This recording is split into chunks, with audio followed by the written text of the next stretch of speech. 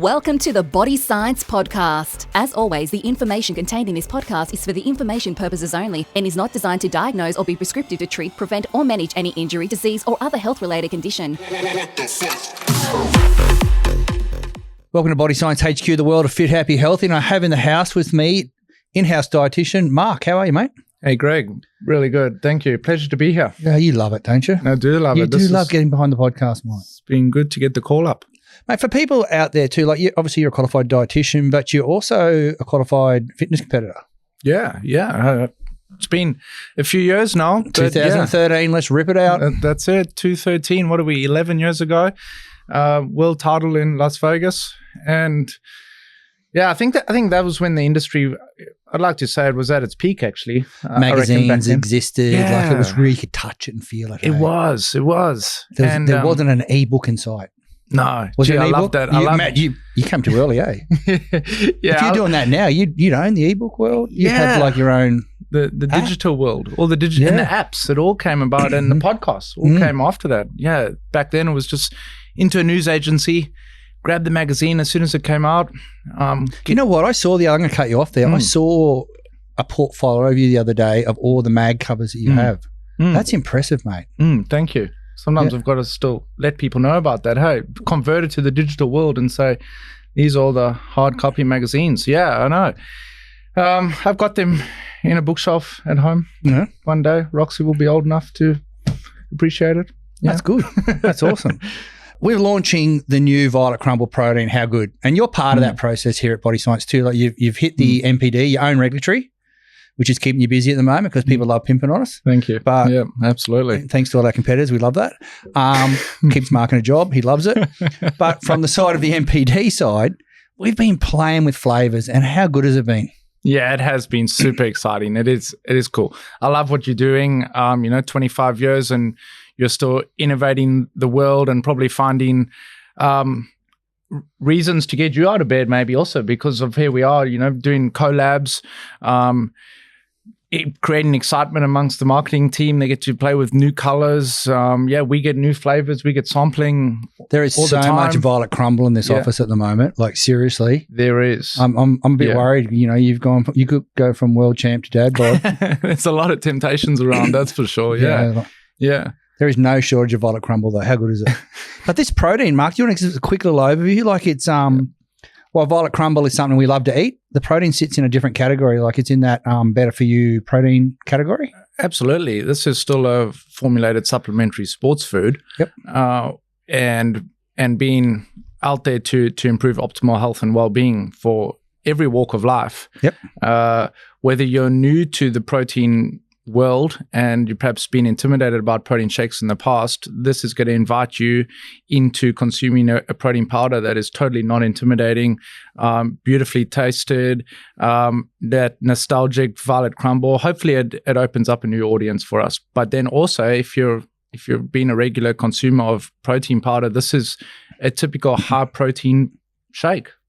My son, Taj, as you know, works in MPD as well with us. And he goes, Dad, this is the best tasting protein we've ever made. There you go. Yeah. And he consumes a lot of protein powders. He's a protein, he's definitely doing his 2 kilos of protein a day. He's doing his market research. I know he loves the choc mint for sure. And that's something new for us, isn't it? And I'll be honest. We had a mint flavor in the past? We have, a long time ago. We've done a lot of flavors. I mean, we ebb and flow out of multi-flavors into flavors that actually sell. Yeah. Because there is you can have a lot of flavors and have a good story and then have a lot of stock at the end of the year, and sometimes we don't play that game. But mate, there's the good thing about this product too, you still got a really good high quality serve of protein. Yes. And still based on our high protein range. So high protein, low carb, digestive enzymes. Absolutely. Yeah. So no upset tummies.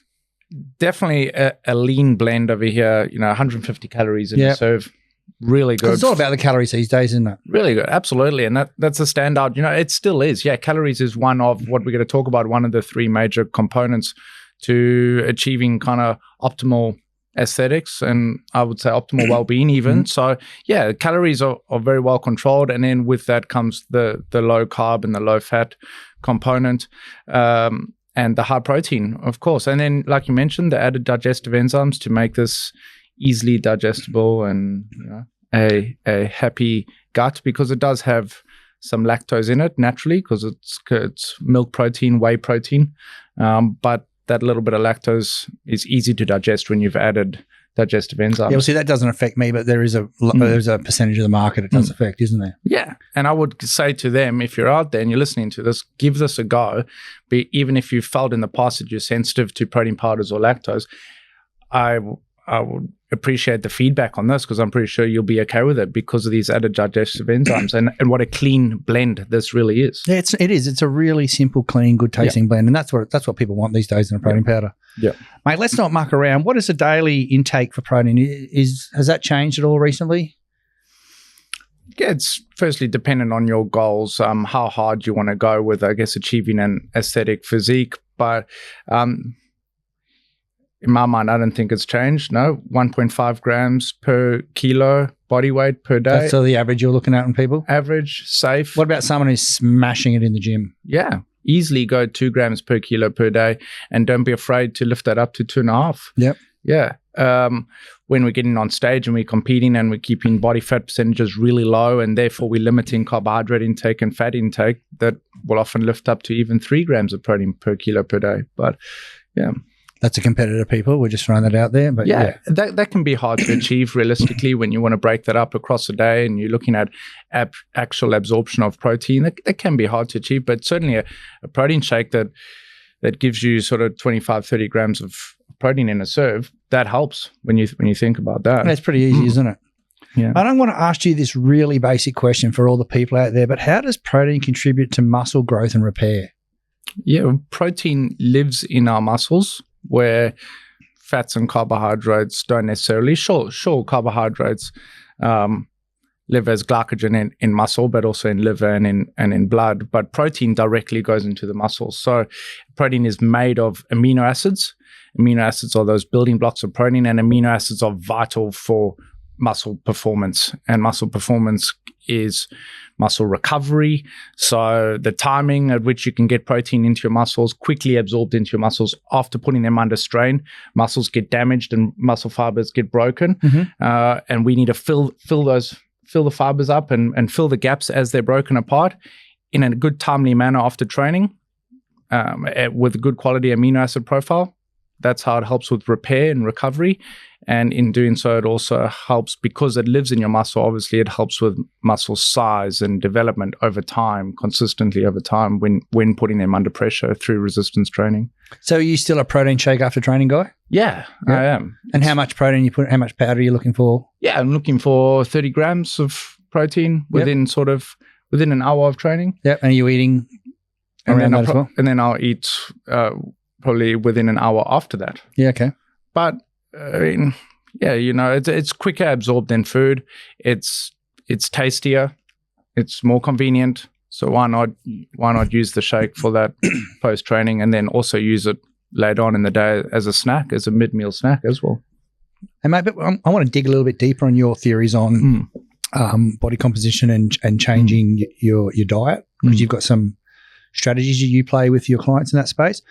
But before we start with that, do you think, and I just want to touch on this one, that protein powders are dangerous? Because there's a lot of people, I have a lot of friends who go, I don't want to touch that because I'll get too muscly, or I'll get fat, or isn't that like is that like a steroid? I know that sounds really silly to people who know what they're talking about, but there is a big percentage of the marketplace that doesn't truly understand the safety of a protein. Like, from a dietitian's perspective, if you can strap that boot on for a second, and I know that's not where you live in the world all the time here, because you play in a lot of areas at BSC, but as a dietitian, were you guys ever recommending protein powders to people? Yeah, it's a good question. I've always recommended protein powders in my meal plans as a dietitian.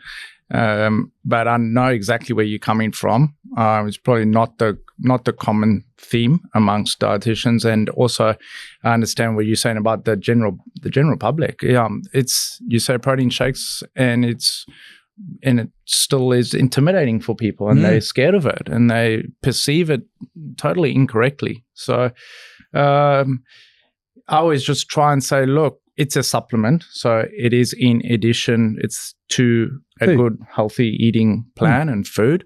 It's that extra 5-10%. Yep. And when it's available, life is difficult to get the right ingredients and nutrition in. And this makes it a little bit easier. And also, if you're looking to be a little bit better than how you currently are, then that's where the supplement can help you be better. It's that extra bit. So why not make use of it? Plus, when you're following meal plans, it's often you're looking for something sweet and tasty. Yep. And this is exactly what that is. It provides you something to look forward to in the day. And when you look at the ingredients, it's still real ingredients, still real food. It is. It comes from the same type of place that yogurt comes from. Yeah. Yeah, exactly. Mm-hmm. For everybody out there, can you look at how a sample meal plan might work, or how you calculate someone's protein content, or just the basics of how we get started? And you've got some strategies around that, the 3 Ts? Yeah.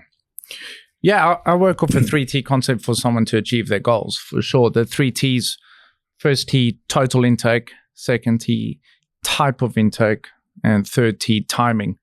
And I feel when we get those 3 right, we achieve goals. Mm-hmm. How you break down and get the correct numbers for each of those gets tricky, of course. But if we work with total intake, first of all, everyone understands that's calories. Calories could be kilojoules.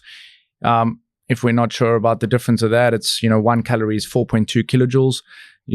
It's easier to work with smaller numbers with calories. So most nutritional panels have both, though, don't they? Yeah, absolutely, that's right. And that's an interesting thing, actually. Good point to look at the nutritional panel. Maybe that's even helped a listener out there, because it can be confusing. What's kilojoule, what's calorie? Both measurements of energy, which we get through food, predominantly through macronutrients, which is the second T type. And 1 calorie is 4.2 kilojoules. So depending on an individual's weight and height and gender, and probably most particularly their activity levels, which is intensities and frequency and type of training, and then also the urgency in their goals, maybe timelines, we come up with a calorie number, right?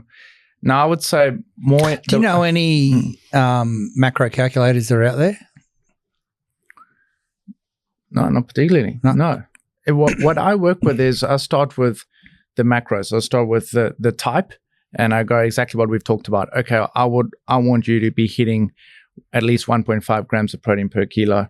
Work that out. So an 80 kilo male, okay, times by 1.5, so 120 grams of protein you got to hit per day. Okay, 120 grams of protein, how many calories is that?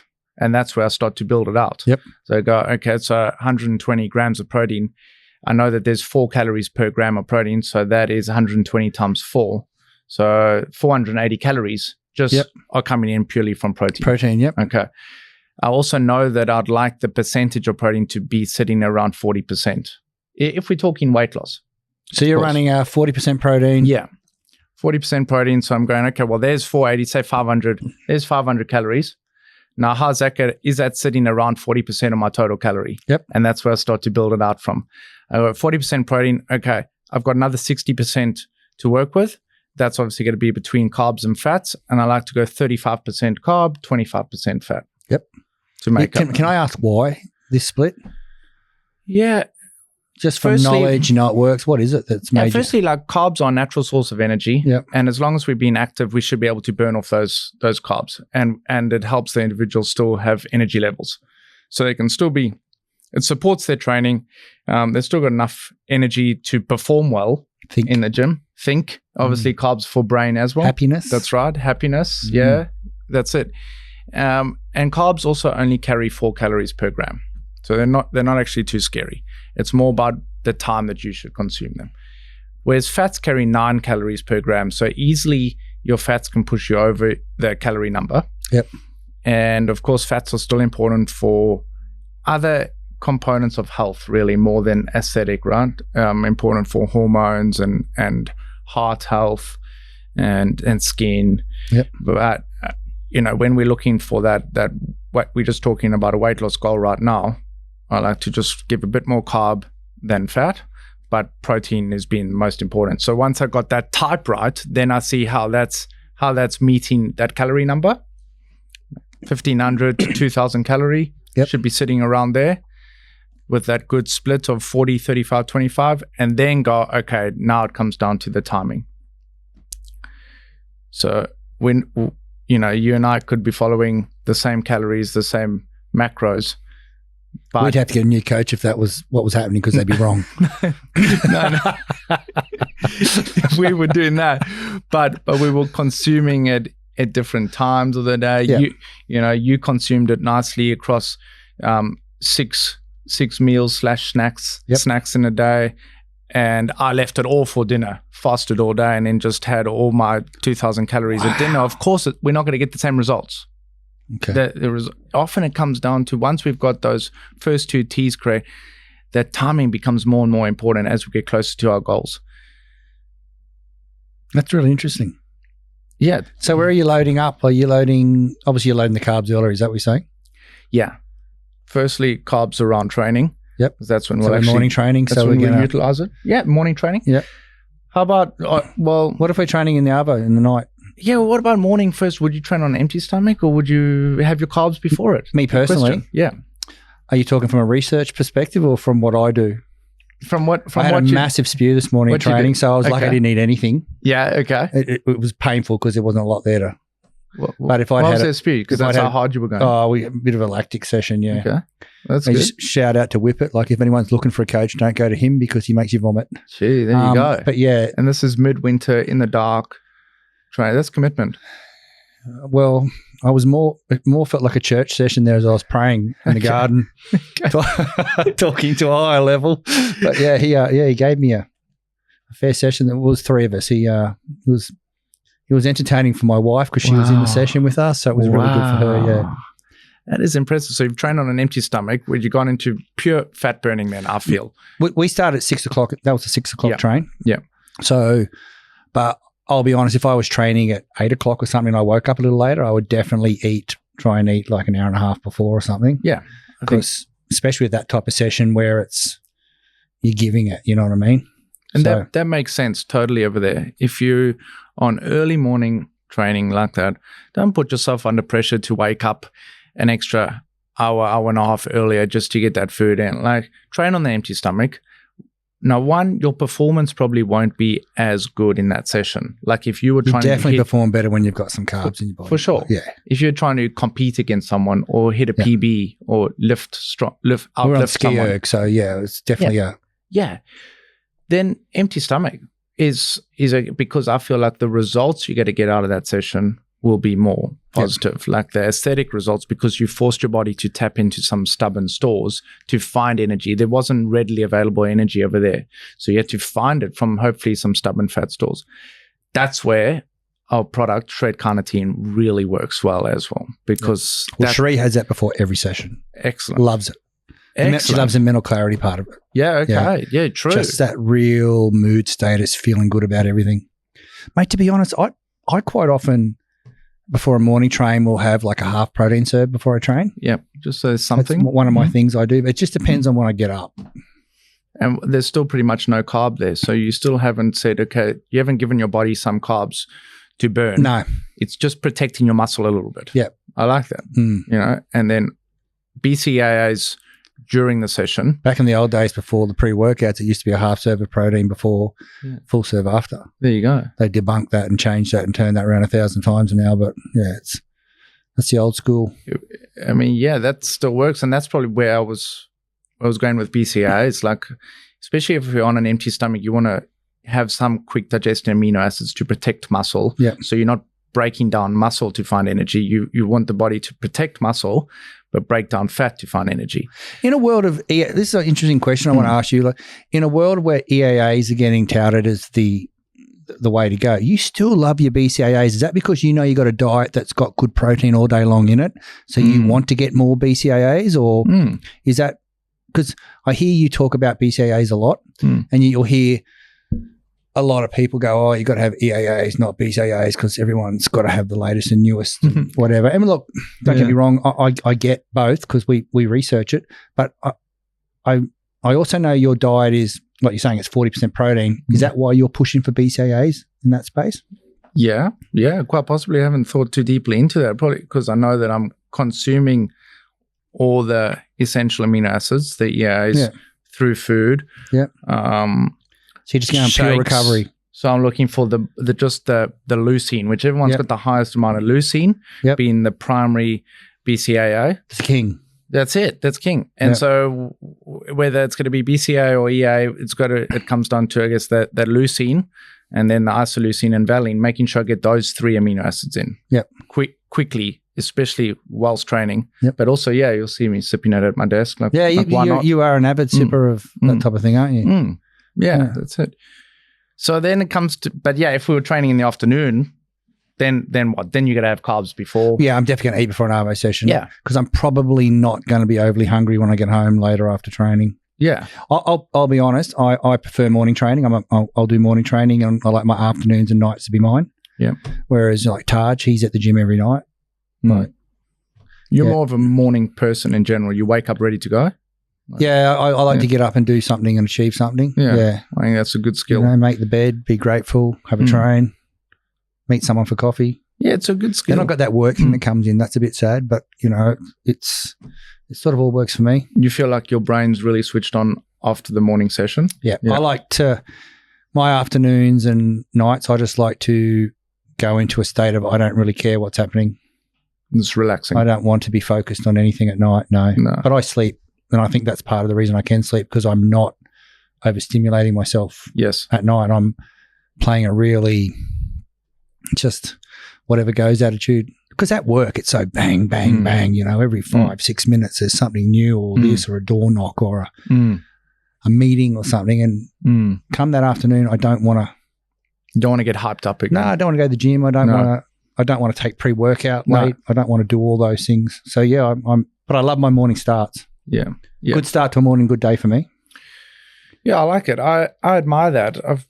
You're a new dad, so when are you training? You getting a train whenever I can, or are you? Yeah, very quick, brief ones whenever I can. Like sort of utilizing the in-house gym sort of style, or the building gym.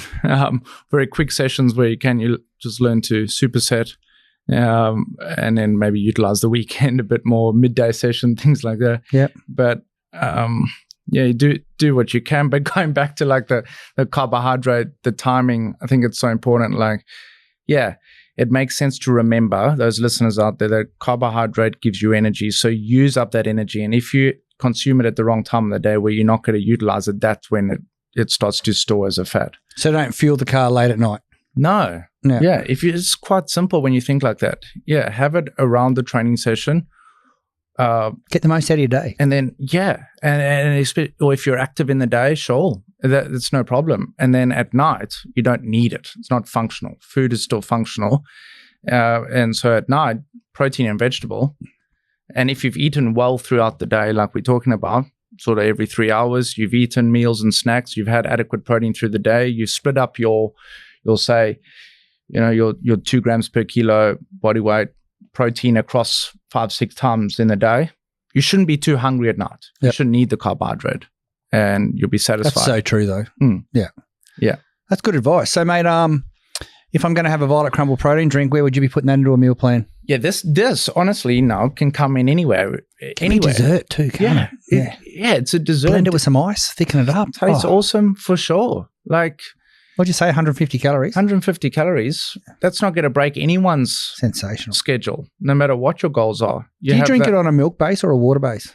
Water. I'm a water person too. Water. We flavour them for waters. So when you put them with milk, they're exceptional. Yeah. Absolutely. Yeah. Almond milk. A lot of people drink them with milk. Sure. Yeah. If you're going to turn it into a meal, I think we should be aware that some people I know talk with clients over the years, they still sometimes get the concept of the protein shake a little bit wrong, because they go, oh yeah, I'm mixing it with banana and peanut butter and it's sensational. I go, it would be for 300 calories. Yeah, but just remember the point of it is you can eat so much extra food for that banana and that peanut butter. Yeah. This is a lean blend, and so for sure, like, this you can have by itself with water. It tastes great. You just shake it up. Yep. If you do want to add it to and then make it a breakfast, then sure. That's fine. when you put exactly, it into a smoothie. Exactly, yep. Or you add it to your oats. Yep. Because you know you wouldn't otherwise be getting protein. You're not doing that add, after dinner at night, though. No. And so think of it like that. Like you're having, if you're having eggs on toast, then Yep. you're getting your protein from the eggs and then and the carbs. Yep. If you're having some porridge, oats or cereal, you're just getting carbs. It's like just having that toast. You should add protein to Are you that. a drop a protein scoop in Then you drop in your a protein. oats? Is that what you do? Yeah. Yeah. Then that's perfect. Then you're supplementing the breakfast with some protein. Otherwise, you have it as a snack or as a post-training, just with water or some light milk. Do you know a little thing I did the other day? What? I was having some yogurt and some fruit, and I thought, I'll just chuck the Violet Crumble, because I'm not a mint protein person at all. I'll just put some of the mint protein on that because I thought, that'll work with the fruit. Oh, my God. It was so good. Oh, really? Yep, with the yogurt. So the fruit with the mint So I had and the cut yogurt. fruit, mixed cut fruit, and because I'm trying to put fruit back in my diet. Yeah. So I'm old. When I grew up, it was like, boo, don't go there. But I'm actually enjoying the fruit with the yogurt. Yeah. But the mint protein, sensational. Yeah, absolutely. That chopped mint. That's a good hint. That's a good hint for A that. bit different, it's out there. You wouldn't be chopping all the fruit up yourself and peeling and stuff. I may be at a point in life where I can buy pre-chopped fruit. You got that happening. Yeah. Because that is the off-putting I'm a compliance part guy. of If I do that, I'll have compliance. If I have all the fruit in the fridge, I'll have zero compliance. That's another good part, a good point. I mean, if we try and tick too many boxes, we don't get there at all. So look at the big picture and make it realistic for yourself and somehow sustainable. Right? Yeah, because my 3 T's at the moment is I'm really trying to do, I love my meat. So basically fresh meats, yogurt, fruit, honey, and some protein powder. And I'm a big on the collagen powder too. Like I do a lot of collagen. But that's what I'm sort of doing at the moment. And the collagen's giving you the extra benefits of collagen or just that juicy like texture rather than a milky texture? No, I'm definitely doing it for the peptides. Like I'm not taking I'm not talking like our collagen water. I'm talking the bioactive peptides that we do in the repair and recover. Yes. Yeah. So So maybe post-surgery injury. So Yeah, well, that's a good schedule because you've also just simplified it over there. You know what you're doing. You're not trying to be overcomplicating and you can follow that schedule. So I should have said veggies and salad too. And veggies and salad. Eating veggies and salad. But that's pretty much what, if it's not in that, I'm not really eating it at the moment. And that veggies and salad, that goes, that doesn't really sit in the 3 T's because it's not really part of a macronutrient as far as that type. Remember, protein, carb, fat, 4th macronutrient, alcohol. So veggies is like have as much as you like, whenever you like, the more the better, for sure. They're good for filling yourself up. You get that, when you chew and you eat, your brain says, yes, you're eating and you're getting satiety. Like you can really buff a plate out with that. Totally. Totally. And variety and cook it in different ways and have it raw, have it stir fried. And just remember when you're pouring that really good olive oil on it, there's still 9 calories in that bad boy. That's right. That's right. Still be careful. When you go to people and you go like, here's a little cup, this is 300 calories. They go, no way. But they think it's really healthy because it's more enjoyable ways to get 300 calories. Or if you're doing pure macros, you can eat anything as long. So many cool things for 300 calories. You were telling me just before. You're about health, though. You're not just about macros. You're about keeping people healthy and keeping people longevity. Healthy. Yeah, absolutely. Like we were talking about just before. You said you wouldn't mind adding a 4th T to that being taste. Yeah. Yes. It's got to taste good. Yeah. It's so fun in MPD these days, isn't it? Like, what do we want to get from this product? Taste. Yeah. Okay, seriously. Like, what about the losing? Does it taste good, Greg?